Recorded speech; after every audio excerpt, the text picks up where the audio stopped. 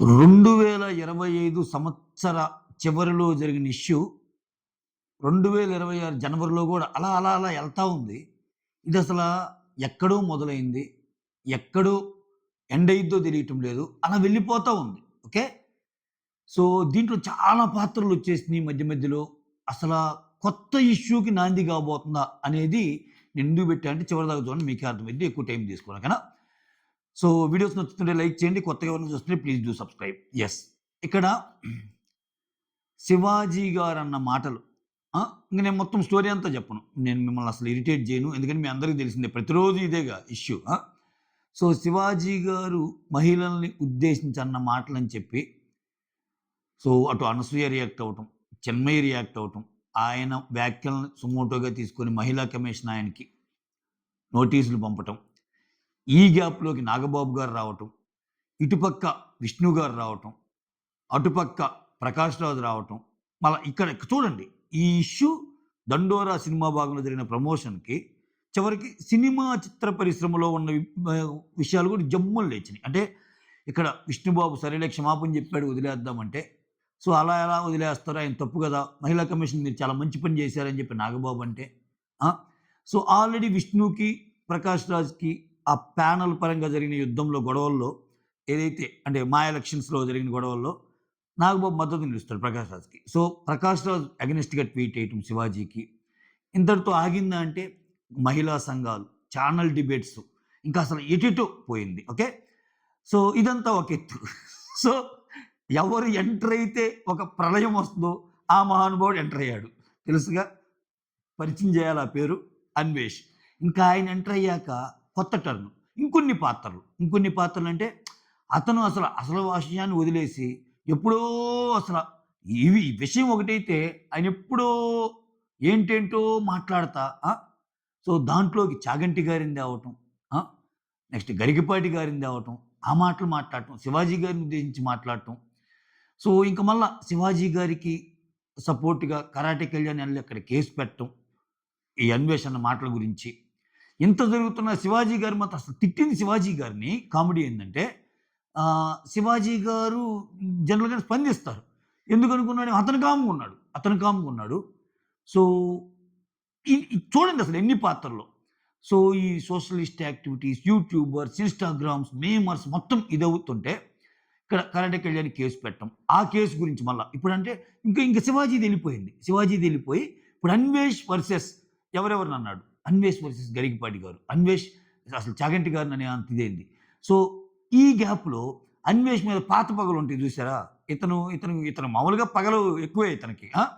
వాళ్ళందరూ రావటం. YS Sunny Yadav, Ravi Telugu traveller ఇంక మొత్తం వచ్చి ఇతన్నంటం. ఇతన్ని ఆపాలి, ఇతని విధ్వంసకాండని ఆపాలని ప్రతిరోజు ఛానల్‌లో లుకౌట్ నోటీసులు ఇచ్చేశారు. అరెస్టు అది ఇది అని చెప్పటం. సో, ఇంత జరుగుతుంటే మళ్ళా ఈ వివాదంలోకి ఒకరు కాదు. సో, నీకు రఘువరన్ గారి ఇంకొక క్యారెక్టర్ ఆర్టిస్ట్ ఉంటారు. నాని గారికి అమ్మగా యాక్ట్ చేసింది రోహిణి గారు వచ్చి మాట్లాడటం. సొసైటీలో ఎలా ఉండాలో అలా అందుకోసమే కదా శివాజీ గారు చెప్పిందని.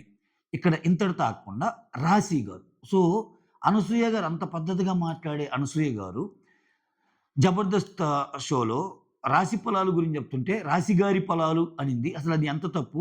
అది నేను కామ్‌గా ఉన్నా గాని సో, అది నాకు నచ్చలేదు. ఇన్ని చెప్తున్నప్పుడు ఆమె ఇది కావాలి గదా! అని రాశి గారు అనసూయ అని అనటం. అనసూయ ఈరోజు మళ్ళా ఒక పెద్ద స్టోరీ తన ట్విట్టర్‌లో రాస్తా రాశి గారు I am so sorry. So, నా వల్ల మీకు ఇబ్బంది కలిగిన మాట వాస్తవం.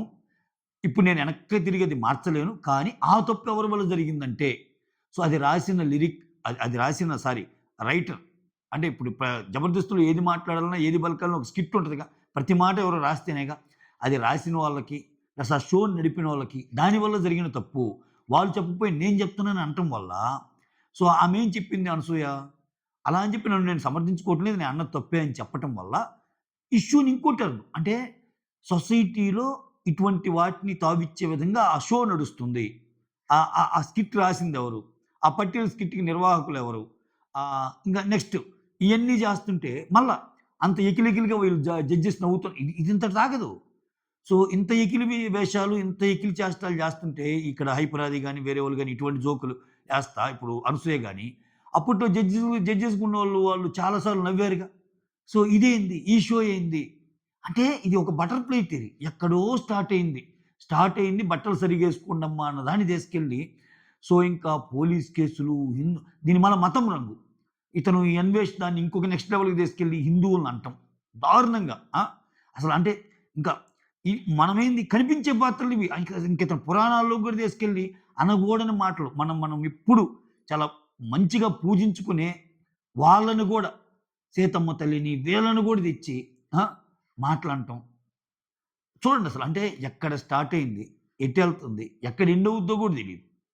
సో, ప్రస్తుతానికి దీనివల్ల జరిగే కొత్త ఇష్యూలేందంటే, ఇప్పుడు అనసూయ ఏం చేసిందంటే, నేను దాని వల్లే బయటికొచ్చాను. సో, ఈ గ్యాప్‌లో చాలా జరిగినియి అంటూ. అంటే అప్పుడేదో 'జబర్దస్త్' షోలో చేయటం వల్ల అలా అప్పుడు డబుల్ మీనింగ్ డైలాగులు ఇయన్నీ ఉన్నమాట వాస్తవమే. వాటన్నిటికి కొంచెం ఇదిగా ఉండాలని నేను బయటికొచ్చానని చెప్తుంది. మెయిన్ ఏంటి? ఇప్పుడు మనమేం చిన్న పిల్లలం గాదుగా. ఇక్కడ అనసూయది కూడా తప్పుంది. మనమేం చిన్న పిల్లలం గాదుగా. స్క్రిప్ట్‌లో అది ఇచ్చారబ్బా! ఏయ్! ఈ మీనింగ్ డబుల్ మీనింగ్ లాగుంది. చిన్న పిల్లలు గాదు గదా! ఈ మీనింగ్ డబుల్ మీనింగ్ లాగుంది. సో, బీయింగ్ లేడీ నేనయ్యుండి ఒక ఆమెను ఎలా అంటాను అని అనొచ్చు. అంటే ఈరోజు ఆమెను డిఫెండ్ చేసుకోగలదేమో గానీ, ఏదో అంటే నాదేం ప్రమేయం లేదు వేరే వాళ్ళు చాలా చెప్తారబ్బా! ఓకే. ఇప్పుడు కొంతమంది ఆర్టిస్టులు ఒక మూవీలో ఒక డైలాగ్ చెప్పాలన్నా, వాళ్ళకి నచ్చని సీన్ చేయాలన్నా చెయ్యరు. ఈ పర్టిక్యులర్ సీన్‌లో బికినీ ఎయ్యాలి. నేనేయనంటారు. ఇష్టం లేకపోతే నా వల్ల గాదు. రెమ్యూనరేషన్ కూడా నాకు అవసరంలా. అంటే కొన్ని కండిషన్స్ ఉంటాయి. అది గదా! దట్ ఇట్ సెల్ఫ్ షోస్ నువ్వు ఎలా ఉంటావని తెలియజేసేది అదే గదా! ఇప్పుడొచ్చి సైలెంట్‌గా నేనింకా అసలు నా తప్పేం లేదన్నట్టు. అంటే ఆమె ఎలా చెప్తుందంటే ఆ ఇష్యూని కర్ర విరగకుండా, పాము జావకుండా ఇక్కడ నేనన్నది నిజమే. కానీ ఆ అన్నదానికి కారణం మాత్రం వేరే వోళ్ళేదో రైటర్ రాసిన మాటలు నేను పలికాను అంటే, వాళ్ళు చాలా రాస్తారు. వాళ్ళు రాసిన అన్ని మాటలు మనం పలకంగా. అడ్డొస్తది గదా! సంస్కారం అడ్డొస్తది గదా! దట్టు ఏంటి?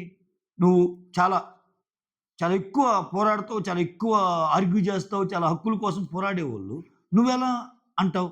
ఆ! ఒక పక్కేమో నా భర్త తప్పితే మిగిలిన వోళ్ళు ఎవరైనా సరే, నేను ఏ పొజిషన్‌లో ఉన్నా ఆ పదాలు నేను వాడలేనులే.